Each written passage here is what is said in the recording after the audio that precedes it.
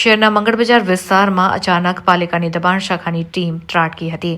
સ્થાનિક પોલીસ બંદોબસ્ત લઈ દબાણ શાખાએ મંગળબજારમાંથી 2 ટ્રક જેટલો હંગામી સામાન કબજે લીધો હતો. શહેરની મધ્યમાં આવેલ મંગળબજારમાં ઓચિંતી દબાણ શાખાની ટીમ ત્રાટકી હતી. વાડી, સિટી અને ટ્રાફિક પોલીસને સાથે રાખીને અહીંના હંગામી દબાણો દૂર કરવાની સાથે જ નડતરરૂપ દબાણો કબજે કરવાની કાર્યવાહી શરૂ કરવામાં આવી હતી. દબાણ શાખાની ટીમ સવારના સમયે અહીં આવી પહોંચતા જ ગેરકાયદેસર રીતે રસ્તાને નડતરરૂપ લારી, ગલ્લા, પથારા લગાવી દેનારાઓમાં ભાગદોડ મચી ગઈ હતી. દબાણ શાખાની અહીં ન્યાય મંદિર સામેના માર્ગે થઈ પ્રતાપ ટોકીસની સામેની ગલીની અંદર જઈ હંગામી દબાણો દૂર કર્યા હતા. સમગ્ર કાર્યવાહી દરમિયાન પાલિકાની દબાણ શાખાએ અલગ અલગ જગ્યાએથી 2 ટ્રક જેટલો ગેરકાયદેસર સામાન જપ્ત કર્યો હતો.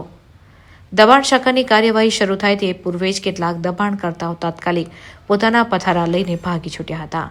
ઉલ્લેખનીય છે કે દબાણ શાખા દ્વારા મંગળબજારમાં નડતરરૂપ દબાણ અંગે કાર્યવાહી કરવામાં આવતી હોય છે, પરંતુ ગણતરીના કલાકોમાં અહીંના દબાણો ફરી લાગી જતા હોય છે. આ માટે પોલીસ અને કહેવાતા કેટલાક રાજકારણીઓની હપ્તાખોરી હોવાની ચર્ચા ચાલી છે.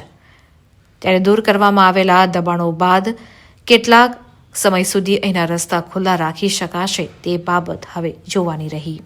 માંડવી ગેટ અને આની આજુબાજુના 4 ગેટમાં ઘણું બધું દબાણ આજે જોવા મળ્યું. તે બાબતે વાડી police station, city police station, Raopura police સ્ટેશનના માણસો તથા ટ્રાફિકના માણસો અને કોર્પોરેશનના સ્ટાફને ભેગા થઈને દબાણ હટાવવાની કામગીરી કરી રહ્યા છે.